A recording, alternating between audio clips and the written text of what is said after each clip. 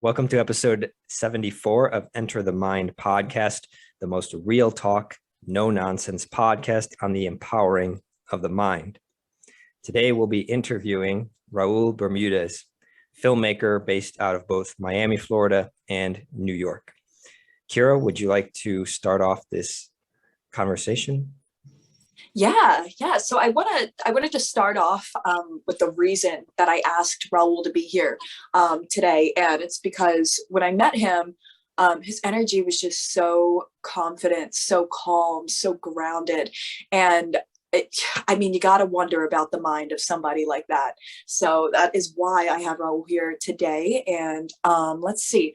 So I guess one of my biggest questions is, Raul, are you consciously into self-help? Like, has self-help been something that you have done in the past throughout your life? Like, have you journaled? Have you said affirmations or declarations? How did you get yourself to the grounded and secure position that you are in today?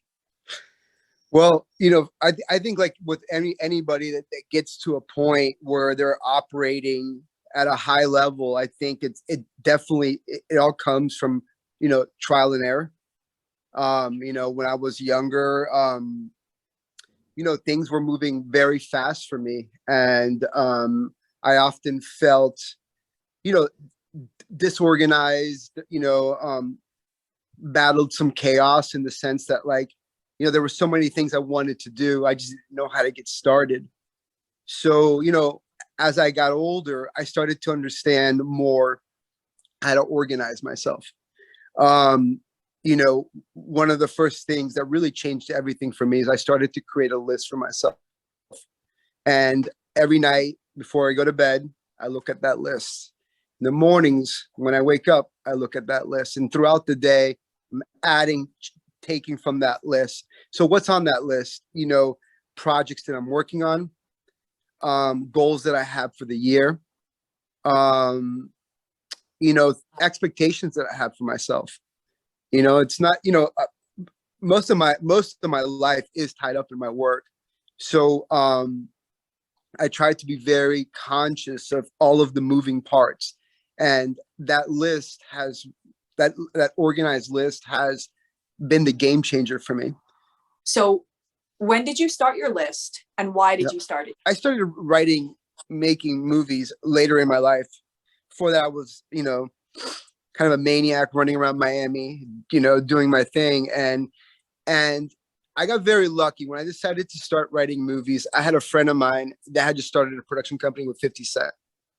And that's a whole long story, but I begged and I pleaded and I got the opportunity to work with 50.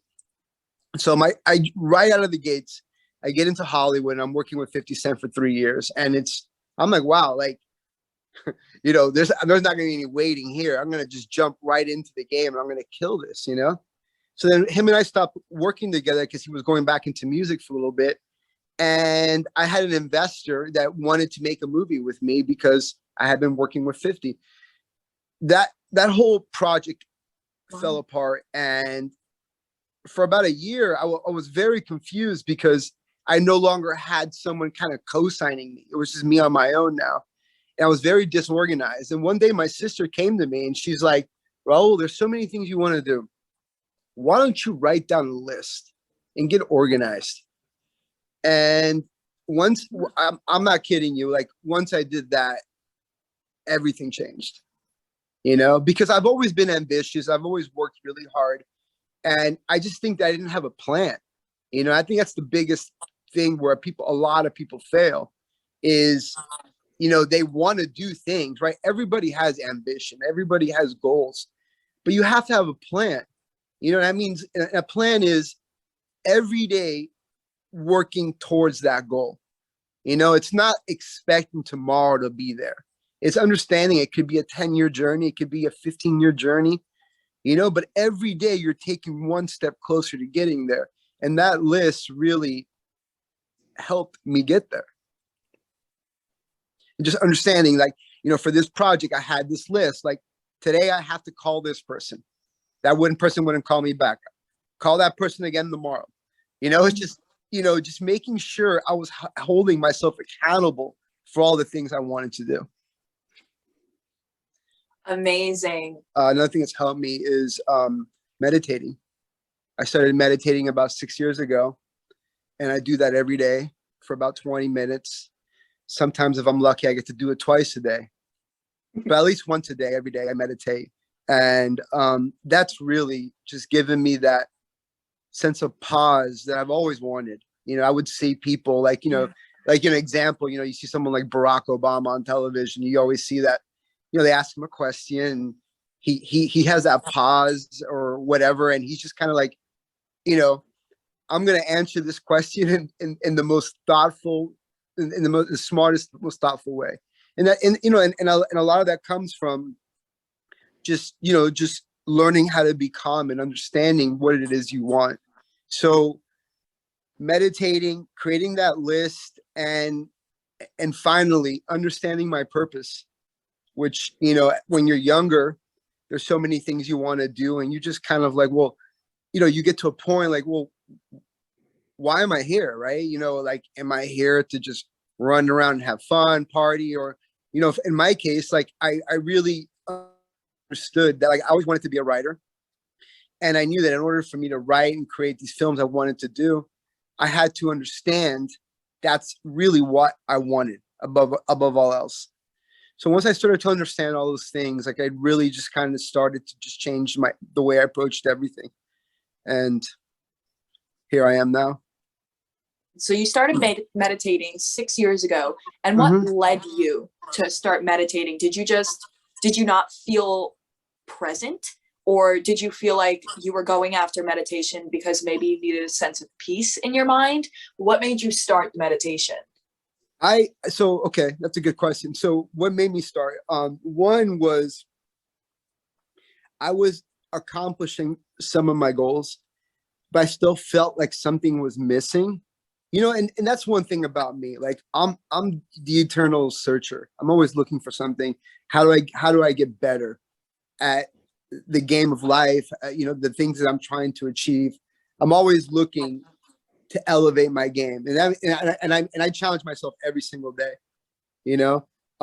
So meditating. I was reading one day. I forget what magazine it was, but it said something about David Lynch. You know who David Lynch is? The director. I've heard of his name. He created Twin Peaks. He did Blue Velvet.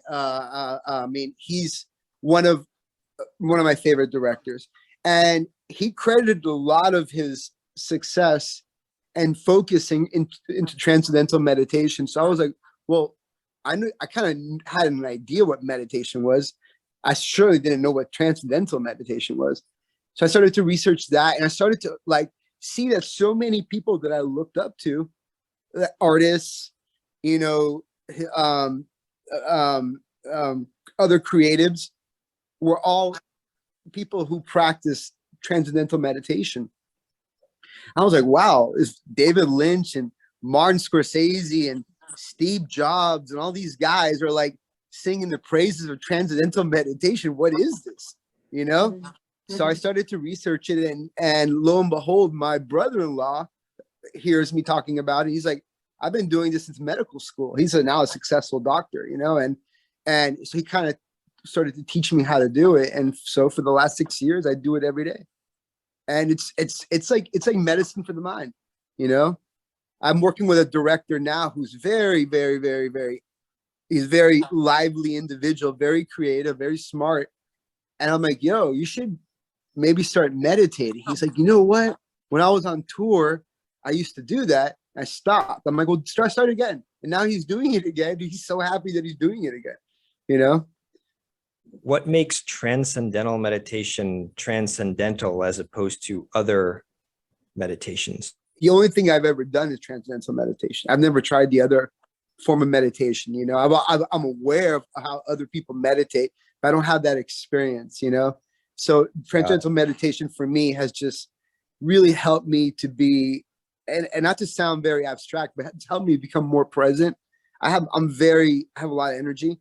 It's allowed me to just sit in on a conversation and understand what the person's trying to communicate to me, as opposed to before I was just trying to get the Cliff Notes version of the conversation. Now, I'm just like, okay, I understand what you want. And especially me as a writer and a producer, and I'm working with an actor or a director, I need to understand exactly what it is they want, so that's very important for me.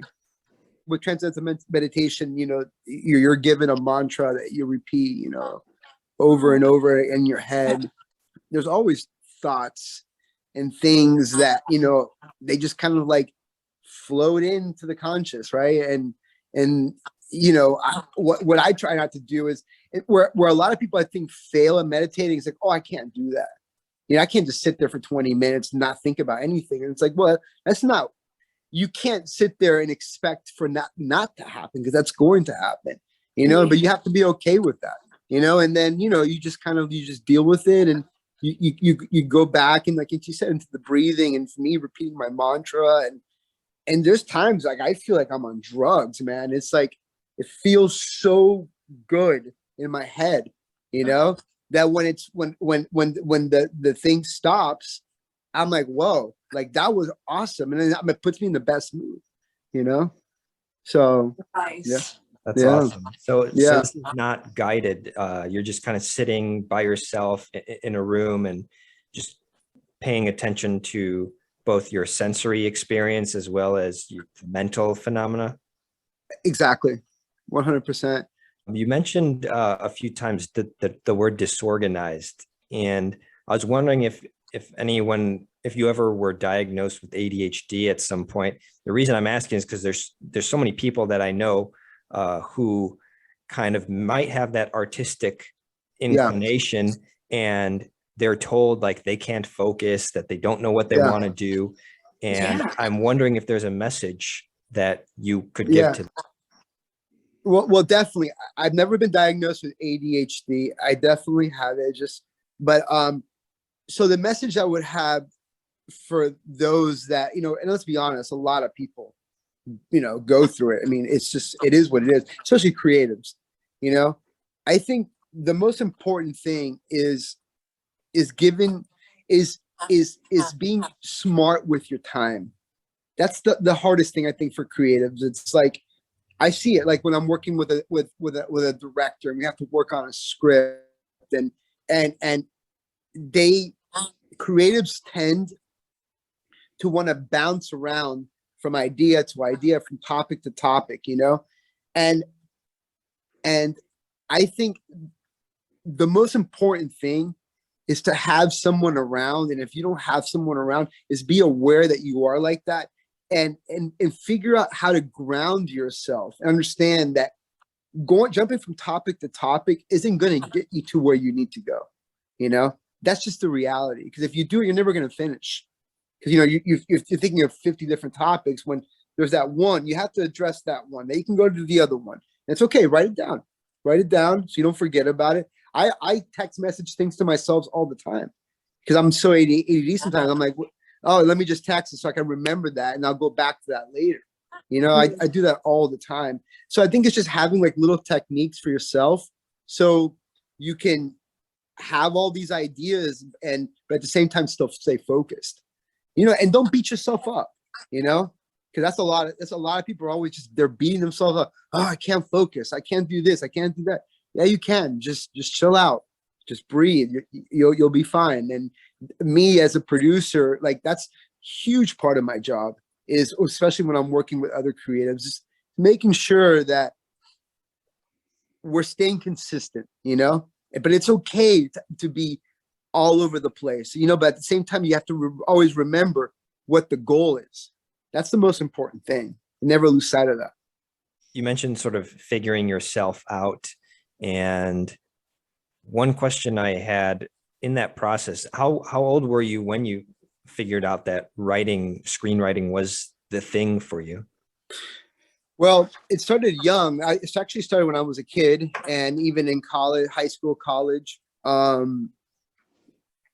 But when did I actually do something about it was not until I was 32 years old, so it took me some time to understand that this is what I wanted to do.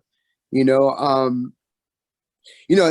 like I'm from Homestead, Florida. I don't know if you guys know where that is. That's like south of Miami.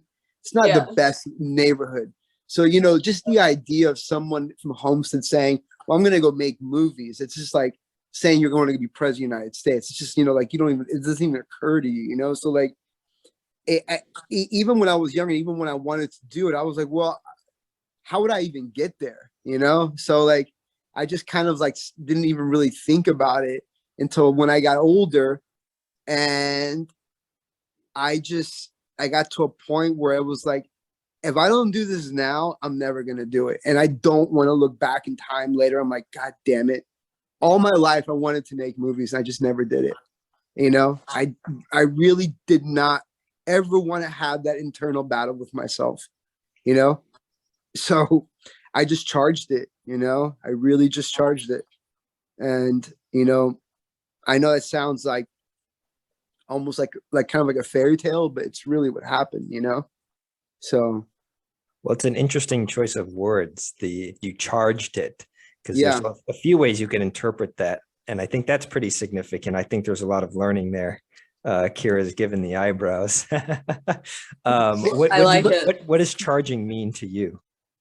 I've already learned at this point in my life that what I hate more than even failing at it is not doing it, So when I start to doubt something, then I start to think about, well, why am I doubting this? That's, again, it's like being honest with yourself and having these honest conversations with your own self. And like, and just, why am I doubting this? Is it because you think you can't do it? If so, why don't you think you can do it? And then, then you start to really kind of like rationalize it in your mind. So to me, the way I look at it is just charge it, no, don't half step. Don't hesitate. Just go after it. Because what I've learned from me is I can dive in. If I make a mistake, I'll figure it out. I'd rather make the mistake than not jump into the game, Sometimes I come across people who are just young, smart people who are just fearless. They know what they want and they go after it. There's no question in their mind that they're going to go after. And I actually learned from them. I'm like, wow, like when I was your age, I didn't even have this presence of mind, So like, I think like the biggest struggle people have is just being afraid. It really is. People are just afraid to succeed, which sounds crazy. Some people are afraid to succeed because success and succeeding at what you want comes with a heavy responsibility. It really does, because now you're actually doing something you want to do.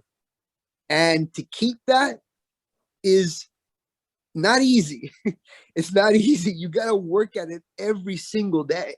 So I think a lot of people are like, well, subconsciously they know if I get that, I'm going to have to continue to bust my ass even once I get it, and I think that just scares people. I've seen it. I have friends of mine, they're so talented and they are always on the 1 yard line and they never score the touchdown. They just stay there.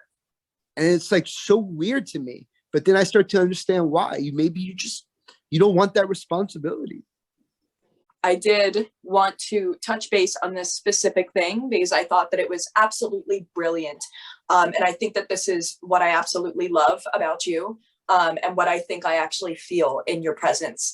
The simplicity that you have, the simplicity of, I'll dive in. If I make the mistake, I'll figure it out, because it's like, isn't that what we do on an everyday basis? 100%. We go and we do all of these new things and, okay, so if you fail at it, what? It's the end of the world. You're going to get dragged to hell? No, you're going to figure something out. It's like when you go to the fucking kitchen to make dinner and you realize that you don't have pasta sauce, it's like, all right, well, I'm going to figure it out. So if I can figure out that and I can maneuver that, then what is so hard about maneuvering something else and figuring something else out when the time comes? There's really no difference. It's very simple. And I think that that's honestly one of the main ingredients in confidence is just the simplicity in knowing that, like, fuck it. I'm literally going to figure it out. Like I do it all the time. So I you know, thought that. it's funny. I actually, as you were talking about, I actually thought about a memory. And you guys are going to think this is crazy, but this is a true story. My sister's over there, so she could confirm this. When I was 3 years old, I didn't want to get in the pool. So my dad just threw me in. And I didn't know how to swim. But I remember, I swear to God, whether you believe this or not, I remember the memory of being on the water and seeing the top. And I'm like, well, I got to get up there, So I just swam up there, and all of a sudden I'm up over the surface. I'm able to breathe. Everyone's just kind of clapping, and I'm like, oh, but that was an important lesson. It's like, you can just figure it out. You don't have to be that scared, like, I'm going to mispronounce his name. I always do it. But, the famous philosopher Nietzsche, he said probably the coolest thing I've ever heard in my life. He said he would teach his students amor fati, which in Latin means love your fate, F-A-T-E. And essentially what that meant is whatever happens, the good or the bad, embrace it, love it. Because when you understand that whatever happened was supposed to happen and you needed it to happen, and you love it and you accept it, really things just stop becoming problems. They really do. It's crazy.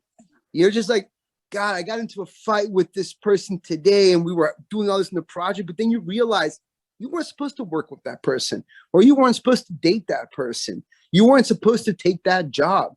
It's the truth. And if you start to trust that, which I'm at a point now, I swear to you, when problems arise, yeah, of course, I have this internal panic like everybody else, like stress about it. But then I'm like, well, why is this happening? Because this obviously needed to happen. Clearly it's happening because it needed to happen. So once you start to look at it that way, it really changes things. Yeah, that's very cool. And Kyra, your comments resonate with me because as Raul, as you were talking, I'm visualizing almost like a long freight train where it's just, as you're speaking, it's just like placing one car on the train after the other. And before I know it, there's this long linear procession of cars, but it's all on this single track. And it's kind of immovable. And these pseudo problems, these fake problems that you're talking about, that most people buy into, those are almost like these little bushes on the side of the train tracks that, are like, they're kind of there, but that's not where the attention should go. It's really, the train is moving forward and it has a destination. It has a purpose, through the daily note taking, And you're completely right, Robert. Let's use the image of the train, right? The train's purpose is to get from city to city, dropping off passengers, right? It's not worried about the bushes and all that sort of thing. And I think where a lot of people make mistakes is they're always worried about the bushes, right? Really, it's like what you just said perfectly. Like, well, what's your purpose? If you understand your purpose, you don't give a shit about the bushes, man. You really don't. You're just a train on its track headed to the next city where you're supposed to go. And that's that. And it's a very simple way to look at it. But the reality is, I think being simple in your mind and not complicating things is the most efficient way to think. I've seen some of the most, exciting people that I've worked with. They're very simple in the way they think. They understand the objective. All of the other things, the drama, the noise, doesn't matter. Who cares? Also, this person has this problem. I don't care. And sometimes they come across as insensitive or even robotic at times. But I'll tell you one thing. Those are the ones that are not failing. They're achieving what they want because they're not worried about the bullshit. The ones that are always worried about the bullshit, want to make everybody happy. Those are the ones that, don't get to where they want. And I don't mean success is just making money or making movies. I mean, success is whatever your version of happiness. That's success, right? That to me, that's what success is. So everyone has their own version of that. The word that caught me there was insensitive. And all I can think of is like when I'm with or around somebody successful and I kind of sense that insensitiveness, I personally love it. I love it so much, because they're so simple, they're not worried about anything. Like if you have a problem, they're like, all right, we'll go fix it. Boom, bam, now it's all done. And the successful ones, once you get there in your mind in that way, they recognize it in you. Yeah. They start to like, this is someone serious. And then they start to respect you. They treat you differently. Like now I find myself in situations with people that like, I never imagined I'd be having lunch with or working with. I never imagined it. And now it's like, we're like peers because I've gotten to a point where I'm on that same mindset and they feel that because that's what they want to be around themselves subconsciously, Mm-hmm.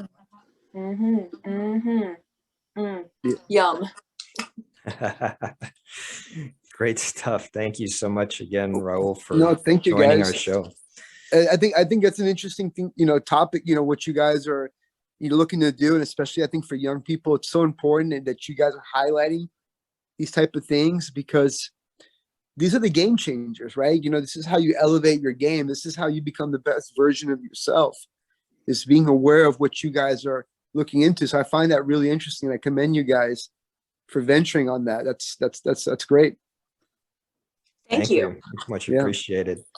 And if the viewers, listeners would like to learn more about your mindset or your work, I know you have an Instagram. Or look at his new movie. If you want to watch a movie that I just made, I'm very proud of this movie. I worked really hard on it. It's called The Birthday Cake. It's on Amazon right now and on Stars. It's a modern day Brooklyn mob thriller. All takes place in one night. But we have an incredible cast ensemble. We have Ewan McGregor.